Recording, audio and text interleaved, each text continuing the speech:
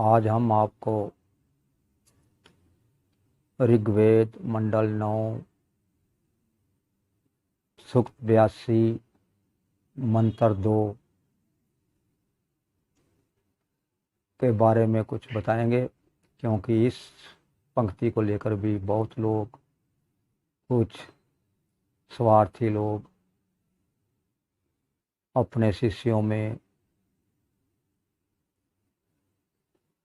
गलत उपदेश दे रहे हैं, गलत संदेश दे रहे हैं और वैसे पंक्ति के जरिए बताते हैं कि देखिए कवि लिखा हुआ है, यह कवि जो है यह कबीर लिखा हुआ है। लेकिन खैर इसका मतलब क्या है वह हम आपको बताते हैं।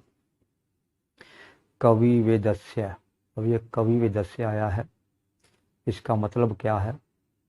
ये देखिए कवि अलग है, वेदस्य अलग है। ये जो ऊपर रह की मात्रा समझते हैं लोग, ये ऊपर जो मात्रा दिखाई जा रही है इसको लेकर लोग ये कहते हैं कि यह रह की मात्रा है, यह है की मात्रा है, रह की मात्रा नहीं है की मात्रा है। लेकिन लोग इसको रह की मात्रा लेकर चलते हैं। खैर इसका मतलब क्या है वह हम आपको इसी के भावार्थ से बताने की कोशिश करेंगे। ये देखिए नीचे इसका भावार्थ लिखा हुआ है। और ये कवि कहा किसको है और कवि का मतलब क्या है, यह इसी मंत्र में साफ बताया भी गया है। लेकिन कुछ अंधभगत स्वार्थी लोग इसका उल्टा प्रचार कर रहे हैं। लेकिन ये देखिए इसका मतलब क्या है। हे सोम, यानी कि इसमें ये जो 9 मंडल है ये सारा के सारा सोम देवता पर आधारित है।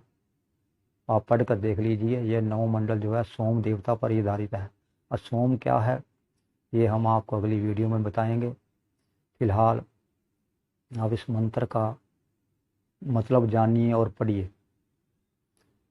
इसका भावार्थ है, हे सोम उत्तम शासक प्रभु तू ज्ञानवान। अब यह देखिए यहाँ तक कि इसका अर्थ पता चल गया।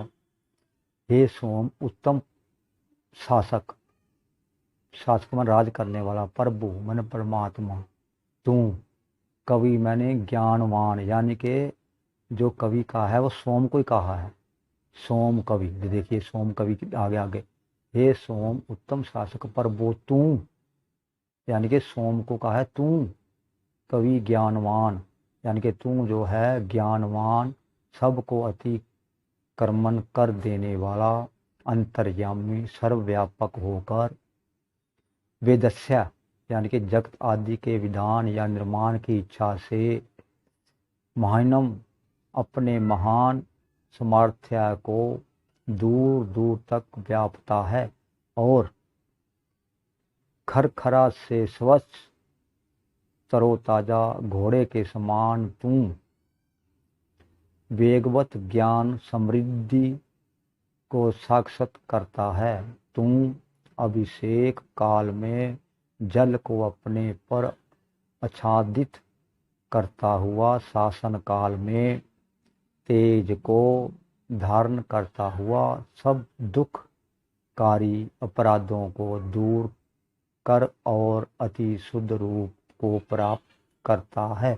अब इसका मतलब आप जान गए होंगे, लेकिन इसमें जो मेन मकसद है वो कवि वेदस्य है। क्योंकि अब कवि शब्द को लेकर लोग कहते हैं कि यह एक संत हुआ कबीर, भी उसको कहा गया है कवि, लेकिन जो कबीर है वो परमात्मा। यह बिल्कुल गलत बात है। इसमें सोम को ही कवि कहा गया, देखिए साफ लिखा हुआ है। शायद वो मेरी वीडियो देखेंगे तो शायद वो भी समझ जाएंगे। देखिए एक बार फिर देखिए, हे सोम उत्तम शासक, सोम को उत्तम शासक आ गया। हे सोम उत्तम शासक प्रभु तू कवि, कवि का मतलब बताया गया ज्ञानवान, सबको अतिक्रमण कर देने वाला, अंतर्यामी सर्वव्यापक होकर जगत आदि के विधान या निर्माण की इच्छा से अपने महान सामर्थ्य को दूर दूर तक व्यापता है। इसमें कवि का अर्थ साफ बताया गया है। कवि का अर्थ है ज्ञानवान। और जो प्रभु कहा गया है वो सोम को कहा गया है, और सोम कोई ज्ञानवान कहा गया है, सोम कोई कवि कहा गया है। अब इसमें हमारा बताने का मतलब यह है कि अज्ञानी लोगों से बचिए, जो अपने स्वार्थ के लिए वेद मंत्रों को तोड़ मरोड़ करके पेश कर रहे हैं और वो अपने आराध्या के साथ जोड़ रहे हैं। उनसे सावधान रहिएगा। और जो लोग फंस चुके हैं उनको भी समझाइएगा कि इसका मतलब ये है। आपसे विनती है कि इस वीडियो को शेयर भी जरूर कर दें, ताकि वो लोग भी समझ जाएं जो गुमराह हो चुके हैं। इस मंत्र का मतलब एक बार फिर सुनिए, वेदस्या का मतलब सुनिए, कवि वेदस्या का मतलब सुनिए। हे सोम उत्तम शासक प्रभो तू कवि ज्ञानवान, यानी कि जो सोम है उसको ही कवि कहा है। अब सोम और कवि को छोड़ भी दीजिए, इसका क्या मतलब लिखा निकलेगा। देखिए, हे उत्तम शासक प्रभो तू ज्ञानवान, यानी कि ये दोनों शब्दों के अंदर की बात है। कवि का मतलब है ज्ञानवान, साफ लिखा हुआ है, आपको दिख भी रहा है। और कहीं भी वेदों में कबीर को कवि नहीं कहा, कबीर का नाम कहीं नहीं है वेदों में, कहीं भी कबीर नहीं लिखा। और कवि वेदस्या का नाम यह है, जो कवि के पीछे दो उपसर्ग लगे हुए हैं, इन उपसर्गों को हटाने के लिए जब आप इस कवि वेदस्या को संधि विच्छेद करेंगे तो कवि के पीछे उपसर्ग लगेंगे, और जब इसकी संधि वेदस्या के साथ करेंगे तो ये जो उपसर्ग हैं ये ऊपर आधे है के रूप में चले जाएंगे। ये उसके ऊपर आधे है के रूप में चले जाएंगे। कृपा करके इस वीडियो को शेयर जरूर करें। नमस्कार।